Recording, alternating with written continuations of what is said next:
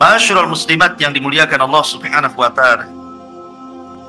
Saya ingin memulakan kajian kita ini mensifatkan soal bidadari sorga dulu, ya.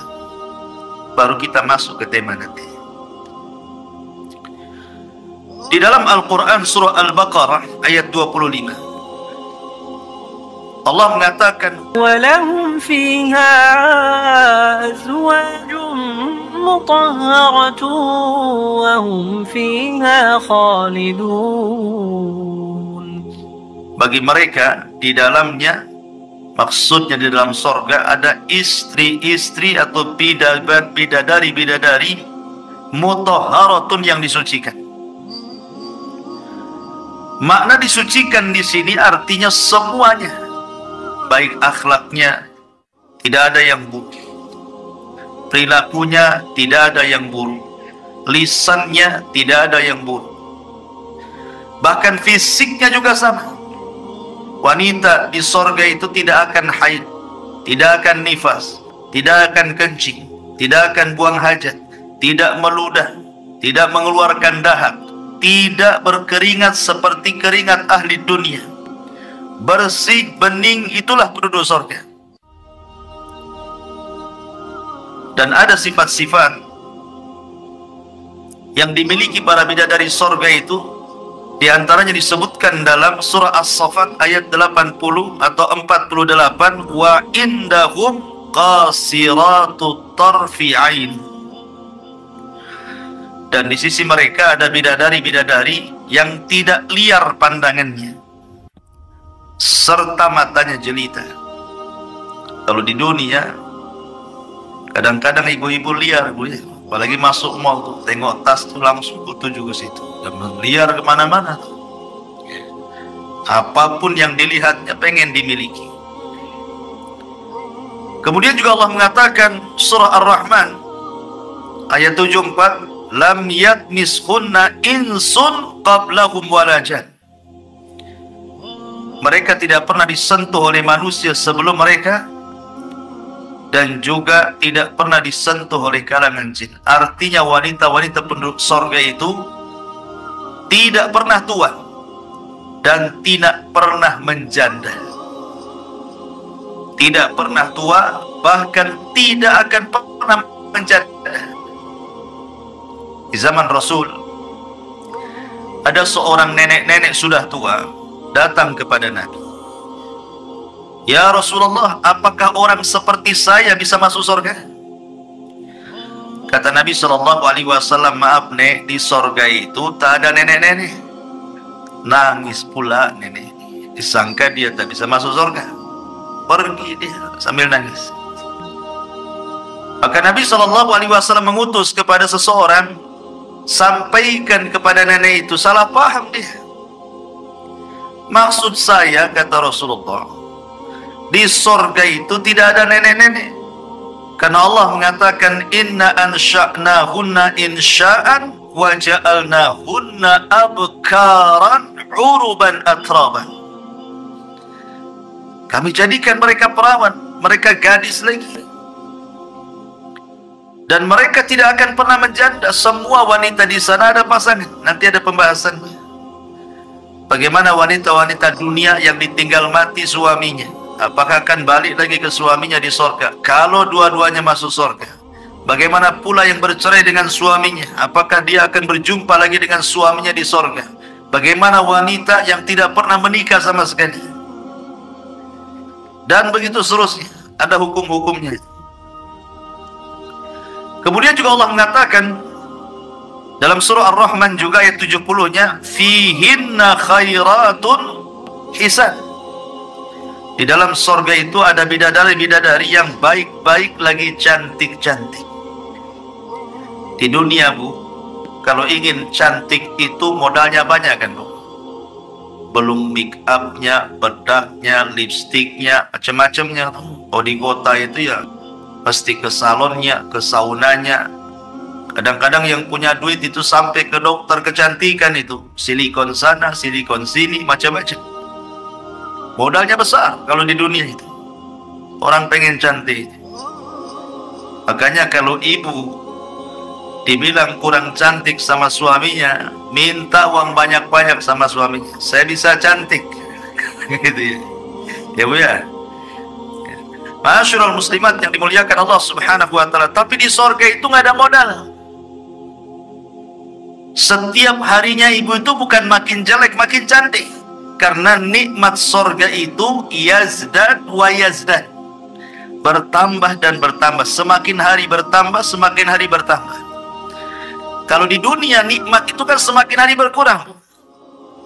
Coba ibu nanti usia sudah 50 tahun, ngaca Bu. Nah sekarang ngaca duluan. Nanti setelah 50 tahun ngaca lagi. Apa nggak jatuh semua? Alisnya jatuh, pipinya jatuh, semua serba jatuh. Udah tak cantik lagi.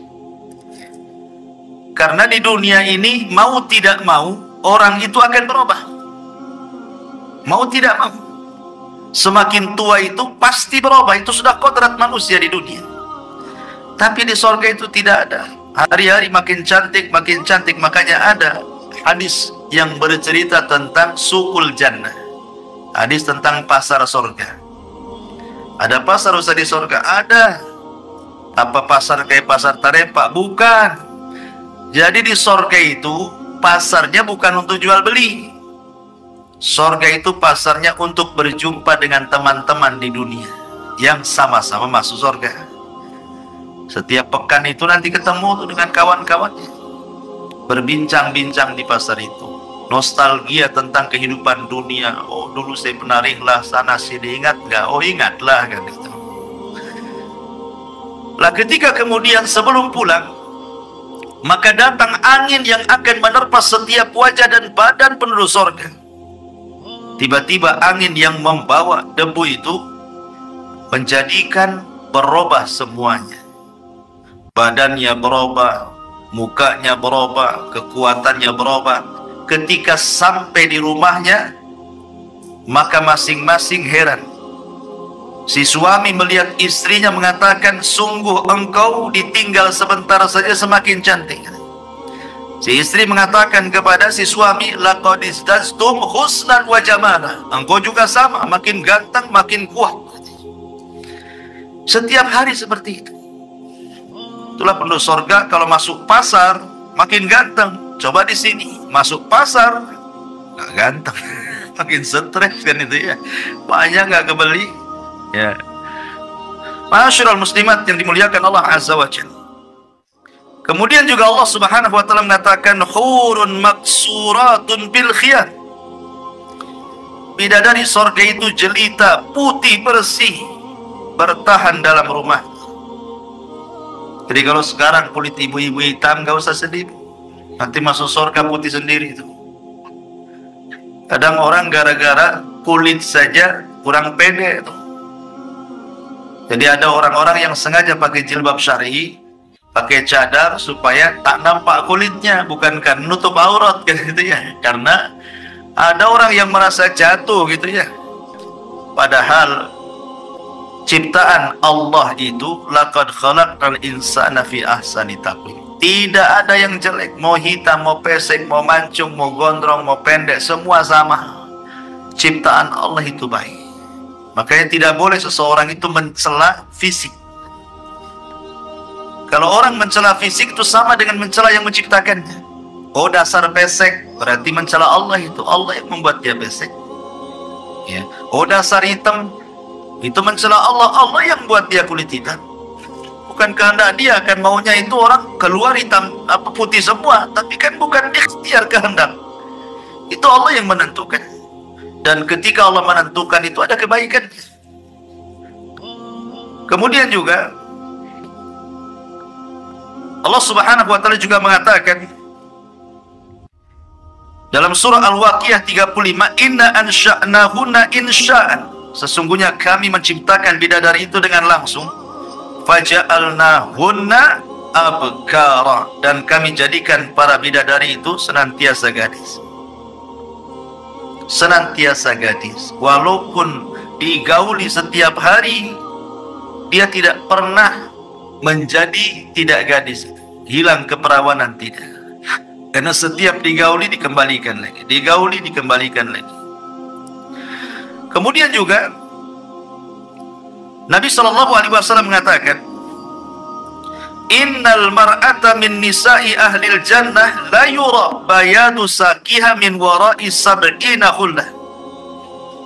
Sesungguhnya seorang wanita di sorga itu sungguh terlihat putih betisnya di balik 70 gaun sutranya sampai tembus wanita. Luar biasa gitu. Kadang-kadang kita ini terpukau, mungkin ya ibu-ibu mungkin yang tukang medsos tengok artis, kapan saya kayak dia.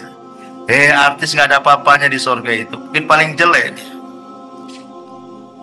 Masyurul muslimat yang dimuliakan Allah Azza wa Jalla.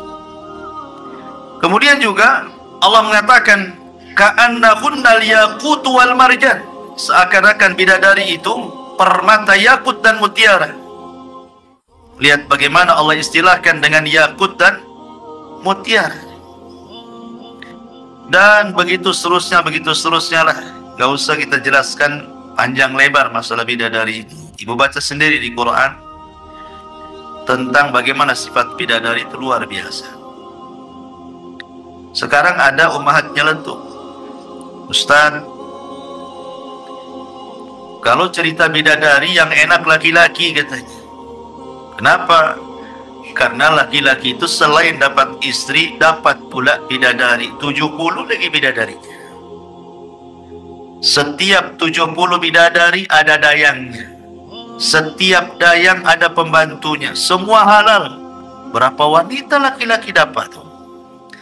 Kenapa kami wanita tidak diberikan nikmat yang sama? Dapat bidadara juga kan itu. Gimana tuh jawabannya tuh?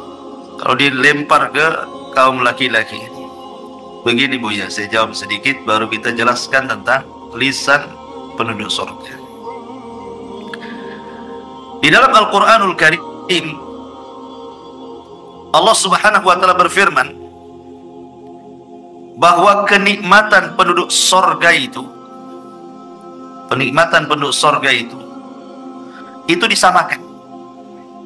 disamakan baik laki-lakinya ataupun perempuannya, tidak dibeda-bedakan. Ingat Bu ya, tidak ada yang membedakan kenikmatan laki-laki dan perempuan kecuali yang dikhususkan Allah. Seperti ya tadi, laki-laki dapat sekian bidadari, itu kan kekhususan. Allah lebih tahu tentang nikmat laki-laki dan Allah lebih paham tentang nikmat perempuan. Itu yang harus dipahami. Alasannya gini Bu ya, kenapa Allah Subhanahu wa Ta'ala tidak menyebutkan dalam Al-Quran nikmat wanita dunia yang masuk ke dalam surga? Kenapa Quran tidak menyebutkannya? Yang disebutkan hanya nikmat bidadari, sementara bidadari itu bukan penghuni dunia yang masuk surga. Memang diciptakan oleh Allah di dalam surga. Kok Quran tidak menjelaskan?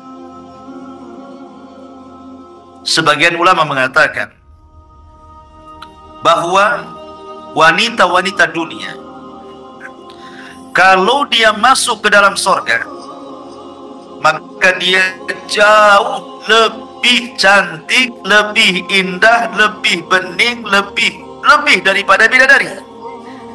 Makanya tidak diceritakan. Cukuplah bidadari itu sebagai gambaran. Kalau bidadari saja sedemikian cantiknya, macam mana ibu yang masuk surga? Itu maksudnya. Dan ini ditanyakan oleh Ummu Salamah radhiyallahu anha kepada Rasul. Kata Ummu Salamah, ya Rasulullah, bagaimana nasib wanita-wanita dunia kalau masuk ke dalam surga? Kenapa Al-Quran tidak menyebutkan tentang keindahan mereka? Maka Rasul mengatakan bahwa wanita-wanita penduduk surga, wanita-wanita penduduk dunia yang masuk surga jauh lebih indah dibandingkan bidadari. Kenapa? Karena wanita-wanita dunia itu lelah letih dia masuk surga. Sementara bidadari itu tidak ada lelah letih beramal, memang sudah di surga mereka. Karena amalannya itu. Kemudian yang kedua, wanita itu memiliki sifat malu. Wanita itu memiliki sifat malu. Dan sifat malu itu biasa disembunyikan. Makanya kenikmatan wanita itu disembunyikan, tidak disebutkan. Yang jelas dia akan mendapatkan nikmat yang besar kelak di surga, tidak disebutkan. Cukuplah firman Allah Subhanahu wa taala tadi bahwa kenikmatan-kenikmatan surga itu fala ta'lamu nafsun ma ukhfiya lahum. Tidak ada satupun jiwa tahu apa yang disembunyikan dari nikmat-nikmat Allah di surga kelak. Karena yang disebutkan dalam Quran, dalam hadis itu tidak seberapa kenikmatan surga itu. Hakikatnya jauh lebih nikmat. Sehebat apapun saya menjelaskan kenikmatan surga, surga itu menyelisih apa yang saya jelaskan. Saking nikmatnya, karena nggak bisa dibayangkan. Ya. Kemudian Bu, surga itu miniatur dunia. Surga itu miniatur dunia. Maksudnya apa? Di dunia laki-laki itu dia hanya satu nikmat. Lihat ibu, kalau laki-laki itu hanya suka dengan perempuan saja. Tapi kalau perempuan itu terbagi kenikmatannya. Dia suka dengan laki-laki, suka dengan sepatu, suka dengan sandal, suka dengan tas, suka dengan perhiasan, suka dengan baju, celana, macam-macam kan. Makanya lihat, ada laki-laki itu pakai baju seminggu gak ganti-ganti, karena nggak begitu suka dia dengan baju. Tapi kalau perempuan nih, ada ya kawannya pakai baju baru, bermerek, cantik, bagus, pasti ibu melirik, didekati, disentuh, beli di mana? Oh, katanya. Itu ya. Laki-laki nggak ada tuh, ada kawannya pakai jubah, nggak peduli. Tapi kalau perempuan begitu dia, tengok kawannya bawa tas bagus, pengen juga kan. Kawannya pakai anting-anting, gelang-gelang, kalung-kalung, pengen juga. Jadi kenikmatan wanita itu beragam. Kalau saya analogikan seperti ini Bu, mudahnya ya. Ada laki-laki dikasih pilihan dua wanita. Yang satu hitam, jelek, kriwel, pokoknya nggak, pendek, pokoknya nggak ada lah, nggak tertarik. Tapi dia kaya Bu, kaya dia. Yang satu pula cantik sekali, tinggi, cantik, putih, pokoknya cantik, miskin dia. Laki-laki itu milih yang kedua, nggak mungkin milih yang pertama. Bapak kaya, sakit hati nanti. Malu dibawa-bawa gitu. Coba kita balik Bu, ibu dikasih dua laki-laki, yang satu ganteng luar biasa, yang satu jelek. Yang jelek ini miliarder, rumahnya banyak, gajinya ratusan juta, apapun yang ibu mau per bulannya ratusan juta. Yang satu pula ganteng-ganteng, nganggur, tak punya duit, hutang banyak, dikejar dop kolektor. Kira-kira milih mana Bu? Gitu ya. Pasti ibu milih yang jelek, yang penting kaya. Dari analogi ini saja kita sudah tahu bahwa kenikmatan di dunia saja sudah beda tuh. Makanya kenapa di sorga juga demikian. Ada kenikmatan itu yang luar biasa. Makanya di sorga itu tidak ada kecemburuan Bu, karena ibu itu cantik terus. Karena ibu cantik terus, bahkan lebih cantik di antara bidadari sorga, makanya tidak akan cemburu.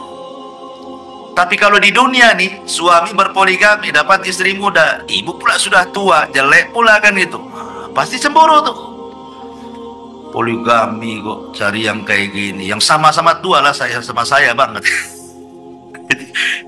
Itu ya. Karena di dunia ini pasti tua sih masalahnya. Jadi makanya di surga itu nggak ada apalagi ketika orang masuk surga itu mau sudah dicabut kecemburuannya kan. Wa naza'na ma fi sudurihim min ghillin ikhwana. Dicabut perasaan penyakit-penyakit hati itu sehingga nggak akan cemburu lagi. Karena kenikmatannya dengan laki-laki itu dilupakan, ada nikmat yang jauh lebih besar bagi wanita itu. Ma'asyiral muslimat yang dimuliakan Allah Azza wa Jalla. Kemudian juga apapun yang dikehendaki di surga itu pasti ibu dapat. Di dunia Bu, terkadang ibu punya kehendak dan belum tentu dikabulkan kan Bu. Minta sama suami, tolonglah Bang, orang sebelah itu baju bagus, tas bagus, gelang-gelang, anting-anting, kapan lah saya dikasih, katanya. Asibok resek sana sini, katanya. Belum tentu dikabulkan suami kan. Ibu punya kehendak itu belum tentu dikabulkan suami. Paling suami paling tinggi, ya nanti nabung dulu, sabar, kan itu. Macam-macam jawabannya. Tapi di sorga itu keinginan ibu dilaksanakan, ada semua. Apapun yang kita kehendaki Allah kabulkan. Pertanyaan, di sorga bisa hamil nggak Ustaz saya? Bisa punya anak nggak di sorga?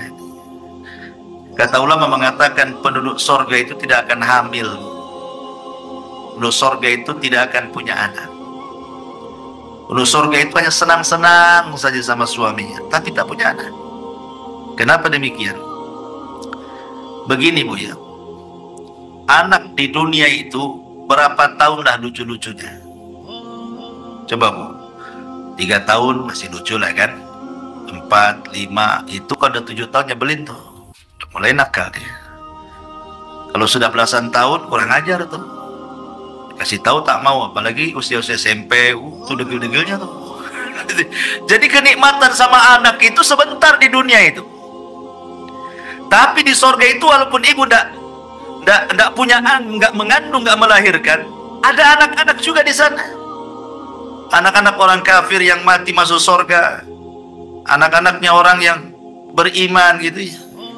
Makanya Allah mengatakan dalam Al-Quran itu, yatufuna alaihim wildanun mukhalladun. Maka akan ada anak-anak kecil yang lucu-lucu. Lucunya itu mukhallad. Mukhallad itu lucu terus. Nggak ada waktu-waktu nggak lucunya, lucu terus gitu ya.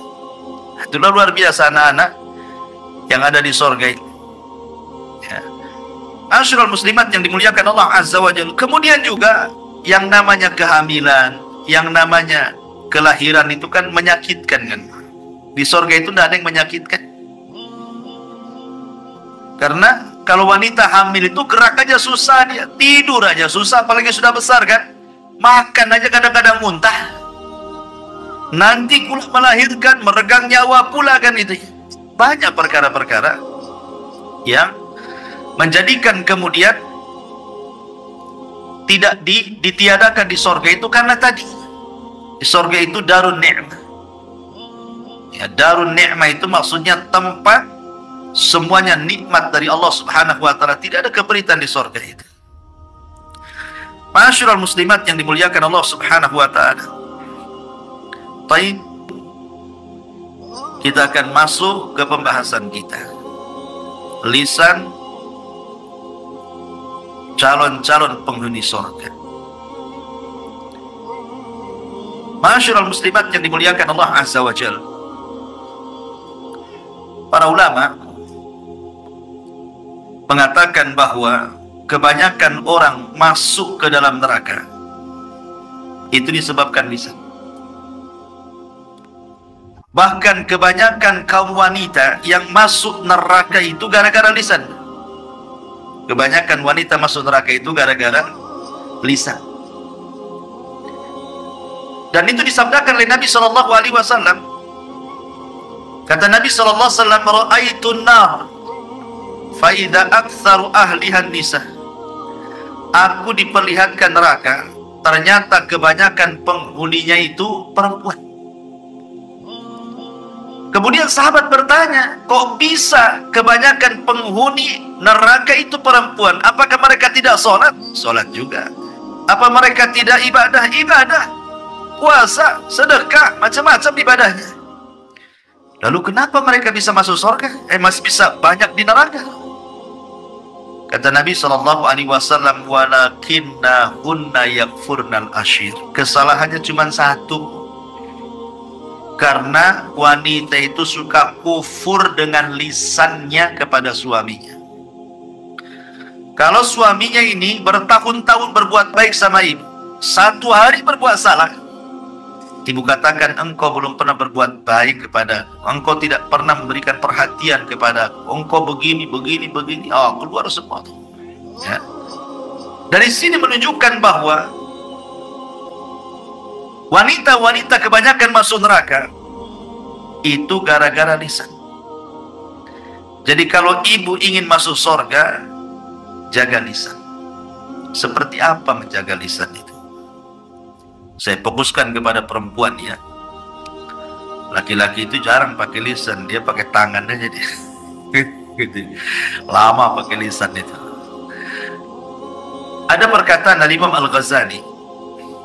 Al-Imam Al-Ghazali yang disebutkan juga di dalam Syarah Ghayatul Muntaha, ketika menyebutkan wanita-wanita yang dilarang untuk dinikahi karena punya sifat-sifat buruk.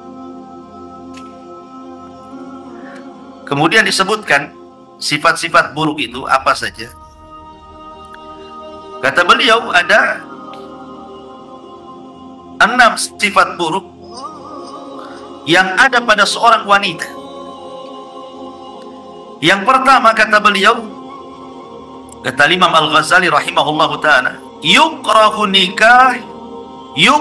nikahul hannanati wal mannanati wal annanati wal haddaqati wal barraqati wasyadzaqati wal mumarridati. Apa maksudnya di sini? Nih, ibu harus jauhi sifat-sifat ini. Kalau ibu ingin masuk surga, jauhi sifat-sifat ini. Karena sifat-sifat ini bentuk penentangan kepada suami yang menunjukkan kebanyakan wanita masuk neraka. Kalau ibu terhindar dari sifat-sifat ini, bu, berarti lisan ibu lisan penduduk surga. Apa itu? Yang pertama, annanah. Annanah itu perempuan yang banyak mengeluh, banyak mengadu, suka garuk kepala. Maka jauhi, jangan suka mengeluh ya. Tapi jadilah wanita qanaah. Kalau memang suami sudah berusaha, dia sudah tanggung jawab sebenarnya. Memang Allah belum rizkikan rizki yang luas gitu ya. Kalau beberapa keinginan ibu ini belum terpenuhi, qanaah, ridha dengan pemberian Allah.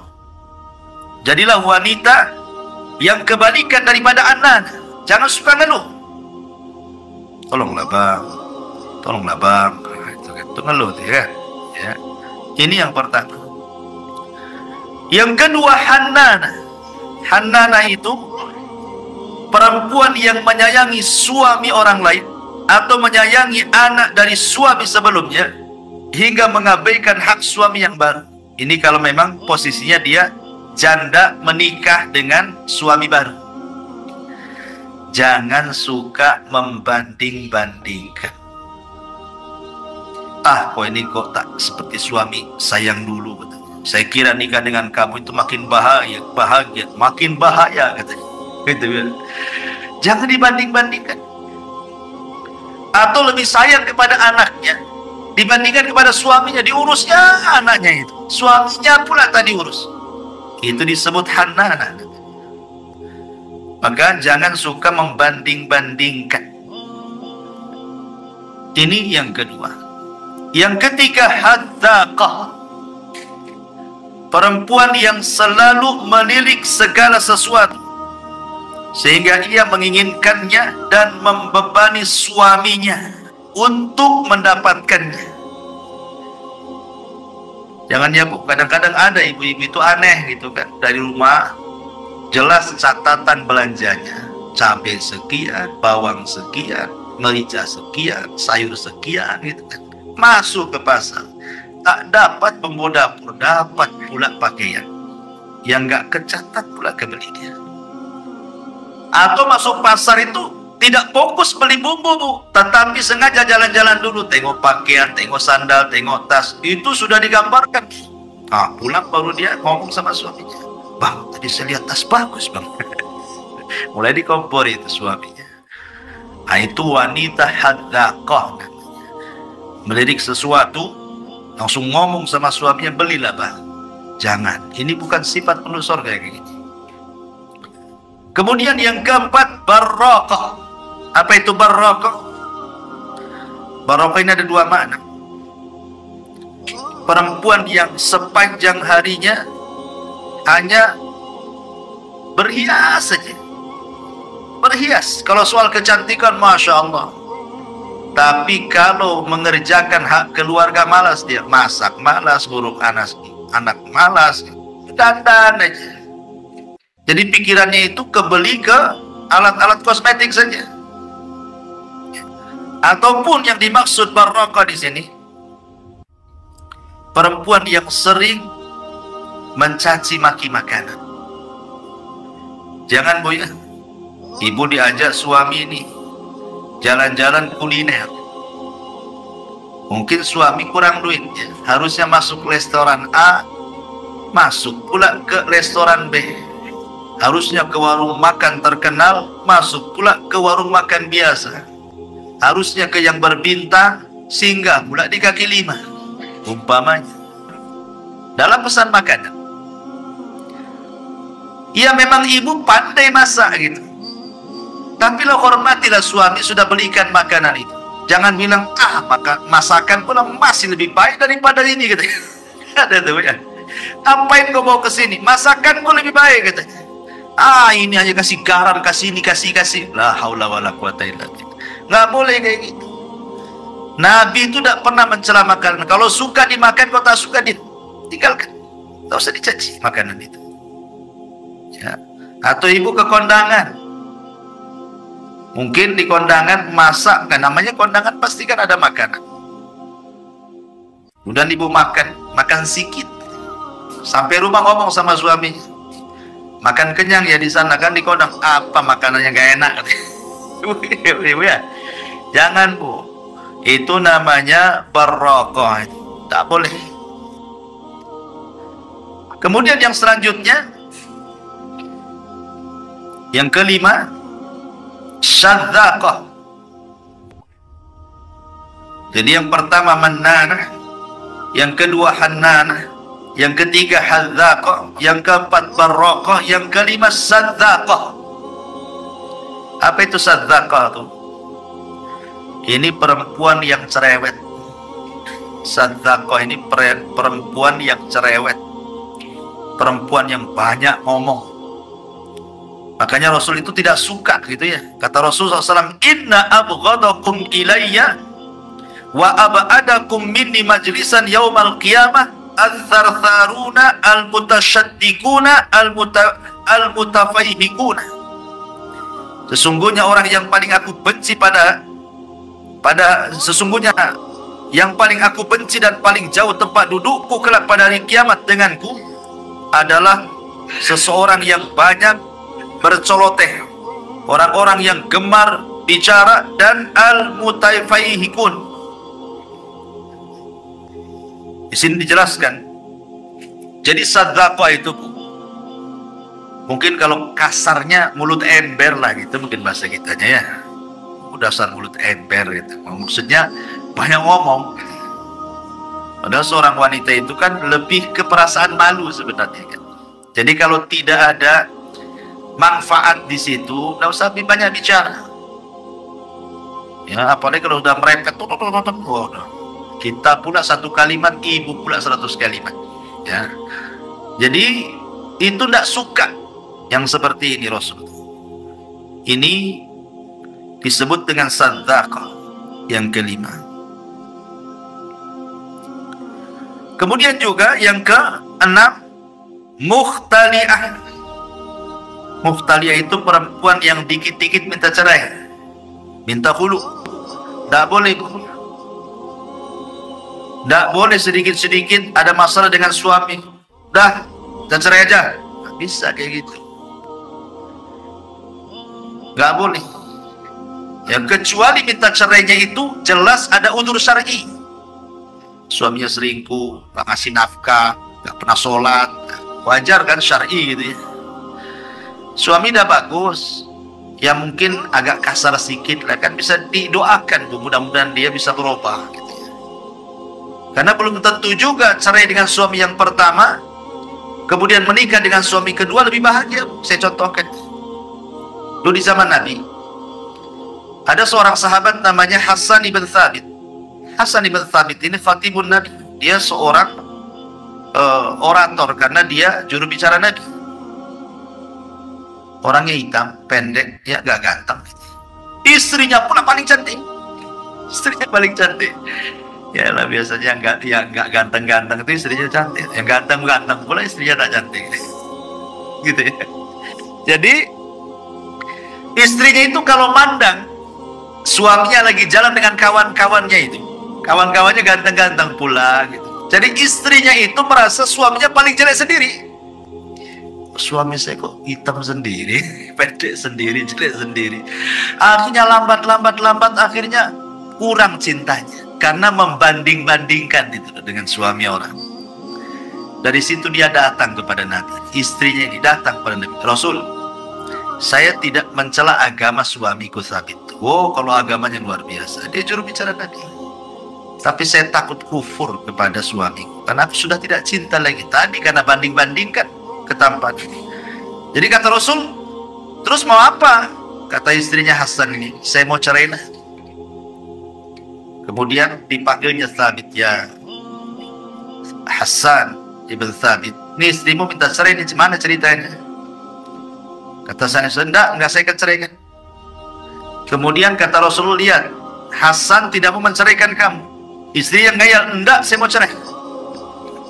Ketika sudah tidak bisa didamaikan, Rasul mengatakan, oke, gini, siap gak kau kembalikan maharnya? Karena maharnya Hasan ibn Thabit ini besar, kebun hektaran. Kan itu. Dan kalau minta cerai itu kembalikan mahar, kan mikir-mikir itu. Antum nih laki-laki kalau ngasih mahar itu yang fantastis gitu ya. Kasih mobil, kasih gelang. Jadi kalau minta cerai mikir dikembaliin tuh. Ini mahar seperangkat alat sholat, belilah di pasar Tarempa sini, ambil banget ya. Itu mana ceritanya ini? Ya. Akhirnya Rasul mengatakan, mau kok kembalikan maharnya? Mau, kata Rasul. Akhirnya dikembalikan mahar. Sudah habis masa idahnya, dapat pula laki-laki sesuai dengan kriterianya, ganteng, putih, tinggi, dapat pula. Masalahnya ada kekurangan, tidak bisa memuaskan dalam urusan ranjang. Lama-lama bosan. Dia mengatakan, masihlah mendingan suami lama Hasan ibn Thabit, aku puas dibandingkan dengan suamiku yang baru ini. Akhirnya diminta cerai lagi, tapi Hasan ibn Thabit tak mau kembali. Dari sini menunjukkan apa? Terkadang apa yang kita anggap baik belum tentu baik, gitu maksudnya. Tapi apa yang kita anggap jelek, jangan-jangan ada kebaikan pula di situ. Ya, maka janganlah jadi wanita yang suka minta cerai. Ya, kalau memang ada jalan yang bagus, janganlah kayak gitu. Ya. Ataupun yang ketujuh, akhir, wanita fasik. Ya, wanita fasik itu kalau depan suaminya malaslah berdandan dia itu.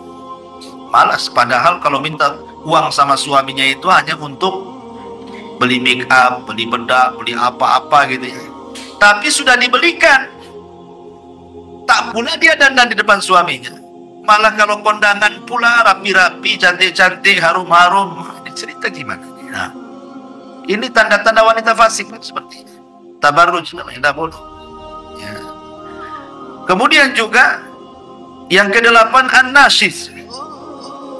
Perempuan yang merasa lebih tinggi di atas suaminya. Kadang-kadang dia ngomong asal nyeplos saja. Ya, kamu dulu loh, aku juga yang modali kau dagang. Kan suami istrinya merasa lebih kaya dulu. Kalau kau nggak nikah dengan aku nggak seperti ini gitu. Jadi dia merasa nggak boleh kata-kata seperti itu dalam rangka merendahkan suami. Kayak kau ganteng aja banyak duitnya katanya. Jangan ngomong, jangan merasa lebih. Itu namanya nasid, tidak boleh.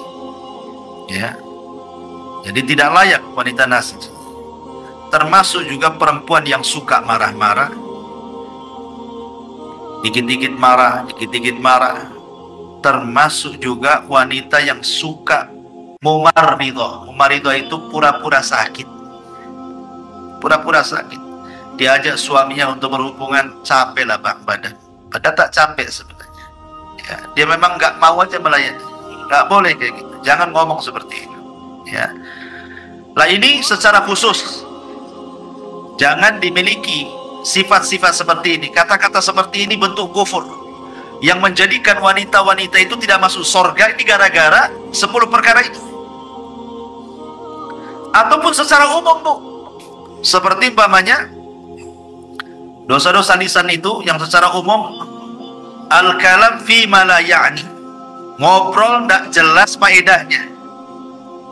Ibu datang ke tetangga, awalnya bagus, entah mau keperluan apa gitu, sudah duduk lama ngobrol nggak jelas, kalau ngidul ngetan mulon tuh nggak jelas apa manfaatnya gitu, habisin waktu aja, tinggalkan ya ucapan-ucapan yang tidak ada manfaat. Ataupun al-jidal wal mira, suka membantah sama suaminya, dia suka membantah saja. Suaminya nasihati baik-baik, dibantahnya dia. Ya. Ataupun al-ghibah, yang ma'ruf ya ghibah. Nah, itu yang banyak dilakukan perempuan tuh ghibah. Makanya Rasul itu kalau menyebutkan dosa ghibah, yang dicontohkan bukan laki-laki, yang dicontohkan itu perempuan. Jadi Rasul itu ketika menjelaskan dosa ghibah, contohnya itu ibu-ibu. Ketika sahabat mengatakan, ya Rasulullah, inna fulanatan taqumul laila wa tasumun nahar wa taf'al wa taf'al wa tasaddaqat bifuduli amwaliha. Rasul, ada loh seorang ibu dia ngomongnya, ada loh seorang ibu, Masya Allah, sholat malam, puasa sunnah, sedekah, berbuat baik, gak pernah tinggal. Kekurangannya satu, Nabi, walakin tu'dhi jiranaha bilisaniha, tapi lisannya itu ngeri, setajam silet cutter, ngomong itu tersakiti semua. Apa kata Rasul? Percuma tuh amalan-amalannya, wanita itu layak masuk neraka. Lah, ya, kenapa kok Rasul mencontohkan, sahabat mencontohkan wanita ketika bicara soal ghibah? Karena umumnya yang suka ghibah itu, yang punya majelis ghibah itu biasanya perempuan. Laki-laki jarang ghibah, ada laki-laki ghibah. Laki-laki ini ghibahnya ghibah politik, laki-laki ini. Itu udah ghibahnya politik, kalau perempuan nggak mau cerita politik. Perempuan itu ghibah tetangganya, ghibah kawannya, ghibah satu majelis taklimnya, ya kan? Nah, ini tidak, karena ini bukan perkataan penduduk sorga. Di sorga itu nggak ada ghibah. Di sorga itu tidak ada yang menyakiti. Semua lisan penduduk sorga itu salam. Makanya pertama kali masuk ke dalam sorga, ucapan penduduk sorga, malaikat mengatakan apa? Salamun alaikum bima sabartum. Keselamatan bagi kalian atas kesabaran kalian. Dan Allah pun langsung mengucapkan salam kepada penduduk sorga. Dan seluruh penduduk sorga ucapannya salam. Apa salam? Ucapannya selamat, tidak memadaratkan diri sendiri, tidak pula menyakiti orang. Kan sekarang banyak nih, satu ucapan viral, akhirnya dilaporkan polisi. Padahal gara-gara ngomong tuh, orang tersinggung kan. Ya. Di sorga itu tidak ada, semuanya salam, keselamatan, ngomongnya itu enak, ngomongnya itu luar biasa, sedap didengar gitu, baik diri sendiri atau orang lain. Ya. Termasuk juga jangan sampai as-sukhriyah, mengejek. Kan ada tuh ibu-ibu suka ngejek kawannya, jangan. Ya. Termasuk ifsya'u asrarin nas, menyebar keburukan orang, yang lebih parah lagi keburukan keluarga pula disebar. Ini bahaya. Itu bukan sifat penduduk surga tuh. Ataupun namimah. Oh, namimah ini bahaya lagi. Kompor gas ke sana kemari, dinyalain sana, nyalain sini, gitu ya. Akhirnya orang bertengkar. Termasuk juga al-madhu li ghairi mustahiqqi, memuji sesuatu yang bukan tempatnya untuk dipuji. Al-bada'ah, tulisannya jorok, kotor gitu ya. Al-la'nu, tukang laknat. Kemudian juga al-khusumah, suka bertengkar dengan tetangganya, lisannya itu pedas sekali. Ataupun suka menuduh, ataupun memuji diri sendiri gitu ya. Ataupun menyakiti orang dengan lisannya, mengeluarkan kata-kata kufur. Di masyarakat ini mudah orang mengeluarkan kata-kata kufur ini. Kalau bukan karena kamu, ini hati-hati ya. Kalau bukan karena Allah gitu. Dan begitu seterusnya. Ya. Jadi kalau ingin kita menjadi penduduk surga, artinya wanita-wanita ingin menjadi lisan-lisan bidadari surga, maka perbaiki ucapanmu. Kata Rasul, ucapkan yang santun kalau tidak bisa diam. Ucapan yang santun kalau tidak bisa diam. Jadi inilah diantara pembahasan kita bahwa yang paling banyak seseorang wanita masuk ke dalam sorga adalah wanita-wanita yang menjaga lisan dan tidak kufur kepada suaminya.